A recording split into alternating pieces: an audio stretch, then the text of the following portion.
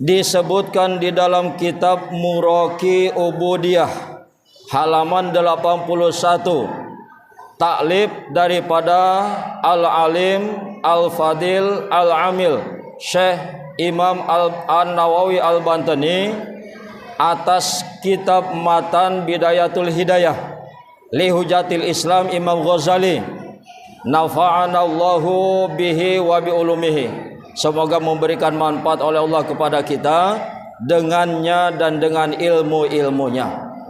Maka di sana disebutkan qalal Muaz, telah berkata oleh Muaz, kata Muaz, ya Rasulullah, anta Rasulullah ma'sumun minaz-zunub.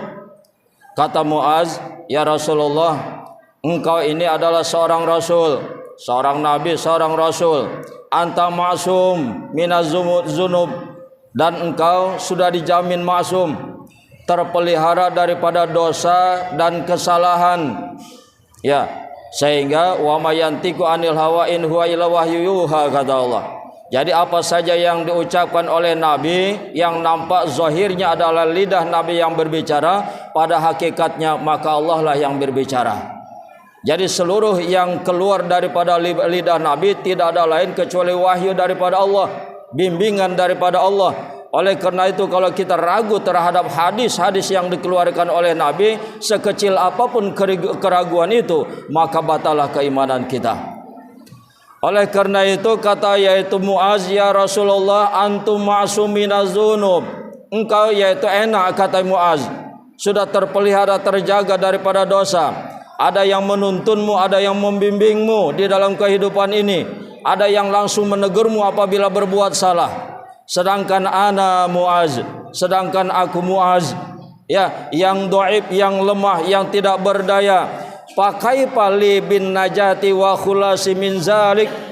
Bagaimana bisa aku yaitu bisa selamat dan aman daripada melakukan dosa, melakukan kemaksiatan.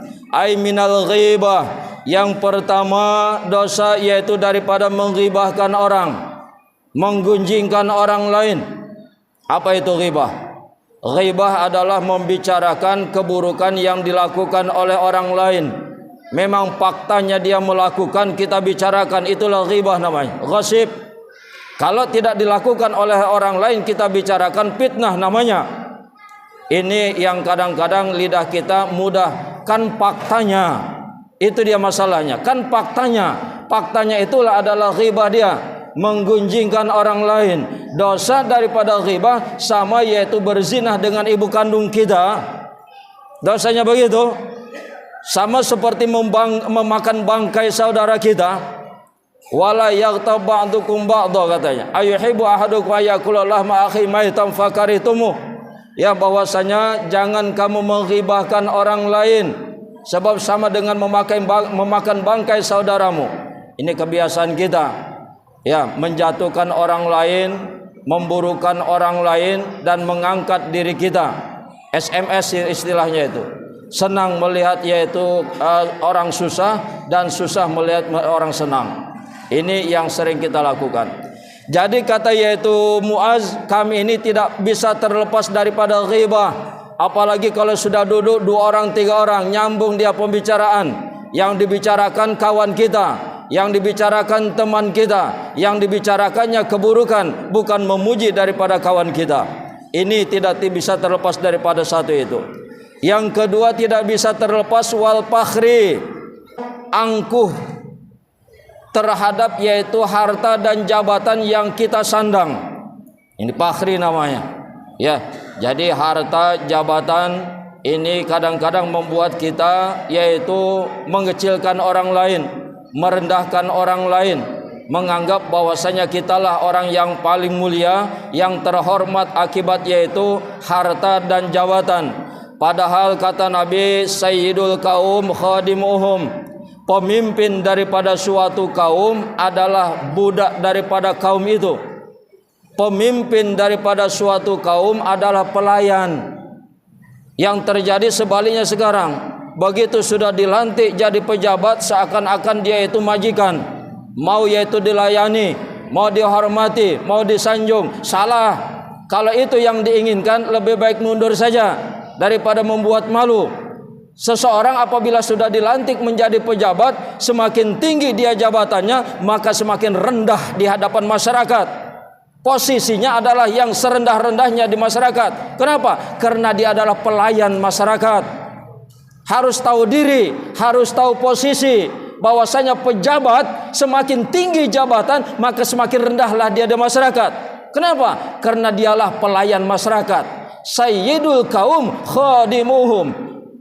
Pemimpin daripada suatu kaum adalah pelayan daripada kaum itu. Pemimpin daripada suatu masyarakat adalah pelayan masyarakat. Jangan salah, yaitu posisi. Ini begitu jadi pejabat mau dilayani, Pak. Ya, kadang-kadang dia itu merajuk. Kalau enggak dilayan, enggak dihormati, enggak datang-datang lagi. Ini salah kaprah namanya. Saudara-saudara kaum muslimin rahimakumullah. Jadi yang kedua, manusia kadang-kadang tidak bisa terlepas daripada al-fakhri, yaitu angkuh terhadap harta dan jabatan yang disandangnya. Ingat, kalau kita diberikan ilmu, pertanyaan ilmumu kau pakai kemana, kau amalkan kemana. Kalau yaitu diberikan yaitu umurmu kau habiskan kemana. Tapi kalau sudah harta diberikan, dari mana harta itu diperoleh dan kemana harta itu dibelanjakan? Susah, Pak. Nabi saja, Nabi Sulaiman, jaraknya yaitu masuk ke dalam surga setengah hari daripada nabi yang lain. Itu nabi. Apalagi kita orang yang biasa, harta tadi entah dari mana saja kita yaitu dapatkannya. Oleh karena itu, hati-hati dengan kehidupan ini. Yang ketiga kata yaitu Muaz, kami tidak bisa terlepas daripada al-kibari. Apa itu? Sombong terhadap amal ibadah. Ya, begitu yaitu rajin sedikit saja ibadah sudah yaitu paling akunya. Ya, merasa bahwasanya dialah yang paling rajin, yang paling hebat di kampungnya. Masalah yaitu sholatnya, masalah puasanya, masalah sedekahnya. Ingat, di dalam ilmu tasawuf disebutkan kalau engkau masih merasa dirimu engkau, maka engkau tidak akan mengenal aku, kata Allah. Coba pahamkan itu. Kalau engkau masih merasa dirimu engkau, maka sampai kapanpun engkau tidak akan mengenal aku, kata Allah. Jadi keakuan itu sangat berbahaya di dalam kehidupan beribadah. Sehingga ada istilah kalau sudah sampai ma'rifat enggak perlu sholat. Jangan dipotong video saya ini. Kalau sudah sampai ma'rifat enggak perlu sholat. Apa itu maksudnya? Orang yang ma'rifat bukannya tidak yaitu sholat, tapi begitu dia sholat maka dia merasa bukan dirinya lagi yang sholat. Sudah melebur panah dengan Allah, begitu maksudnya. Kalau masih merasa dirinya yang sholat, maka batalah i'tikadnya. Itu ahli marifat. Oleh karena itu jangan ada merasa akunya. Dan banyak Allah yaitu memberikan contoh di dalam ayat-ayatnya tentang yaitu mengajarkan kepada kita menghilangkan keakuan. Surat Al-Asr kata Allah, Inna a'tainakal kausar. Sesungguhnya kami, Allah saja pun yang maha sempurna masih memakai kata-kata kami. Jarang Allah memakai kata-kata aku. Itu mengajarkan kepada kita, jangan suka memakai kata-kata aku. Kalau bukan aku, desa ini enggak beres. Kalau bukan aku, kantor ini enggak bakal benar. Maka ini sudah yaitu menyalahi, ya sudah salah. Oleh karena itu mari ke depannya kita semakin yaitu meluruskan hati di dalam yaitu beramal, di dalam beribadah kepada Allah Subhanahu wa taala. Yang keempat kata Mu'ad, kami tidak bisa terlepas daripada wal-uzub. Apa itu? Bangga terhadap yaitu hasil usahanya sehingga hilang Allahnya. Kalau ditanya, wah hebat anakmu sudah berhasil semua.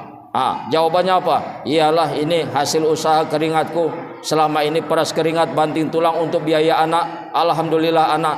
Jadi alhamdulillahnya itu belakangan. Ya, yang seharusnya begitu kita dipuji oleh orang, maka yang keluar dari mulut kita, dari lidah kita yang pertama, haza mim fadli rabbi. Haza mim fadli rabbi. wah hebat ya kamu, sukses di dalam jabatanmu, naik terus, sukses. Maka yaitu yang terucap dalam lidah kita, haza mim fadli rabbi. Bukan hasil usaha kita, bukan hasil keringat kita, tapi yaitu berkat Allah sayang kepada kita. Itu sebabnya bahkan sampai kita detik ini kita bisa beribadah kepada Allah, bisa mengenal Allah, ini juga berkat Allah. Arabtu rabbi bi rabbi. Aku bisa mengenal Tuhan karena Tuhanku. Bukan kepintaran otak kita, bukan kecerdasan otak kita, bukan selama ini yaitu kita masuk ke dalam pendidikan sekolah, bukan selama ini kita masuk ke dalam pesantren, tidak. Bukan selama ini kita berguru kepada para ulama, tidak. Kita bisa mengenal Allah saat ini dengan posisi seperti ini karena yaitu sayangnya Allah kepada kita. Arabtu rabbi bi rabbi. Aku bisa mengenal Tuhanku karena Tuhanku ingin mengenalkan dirinya kepadaku. Laula rabbi lama arabtu rabbi. Jika seandainya Allah tidak ingin mengenalkan dirinya kepadaku, sampai kapanpun aku tidak bisa mengenal Tuhanku.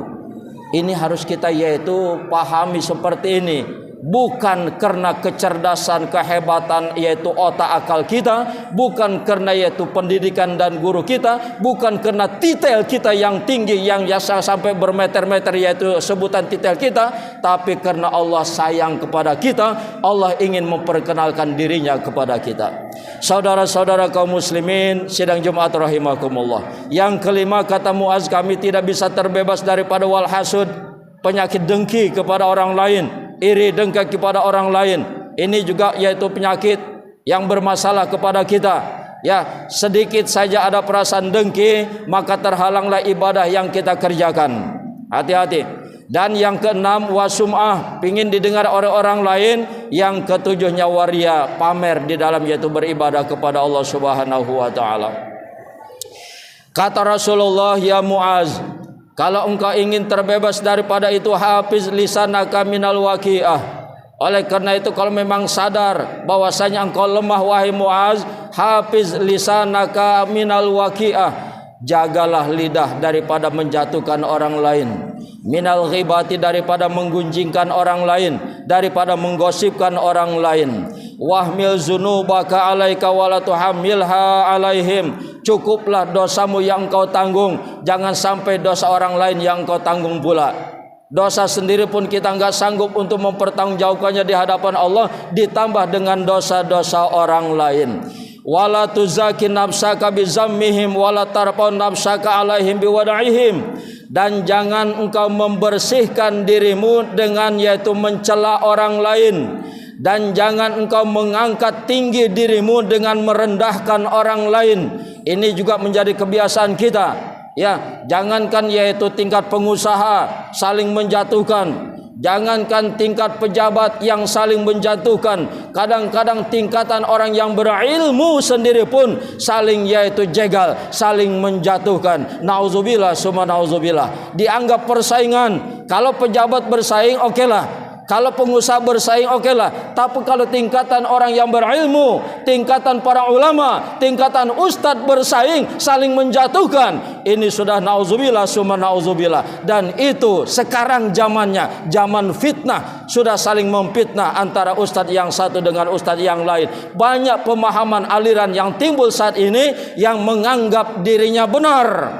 Boleh saja kita membuat pemahaman, tapi jangan sampai kita yaitu memvonis suatu kelompok salah, suatu kelompok sesat. Kitalah kelompok yang benar, menganggap kelompok kita benar, dan yaitu menganggap kelompok yang lain adalah sesat dan salah. Ini adalah yaitu tidak benar. Saudara-saudara kaum muslimin rahimakumullah. Jadi kata Nabi, jangan engkau membersihkan dirimu dengan yaitu mencela orang lain, dan jangan engkau mengangkat dirimu dengan merendahkan, menjatuhkan orang lain.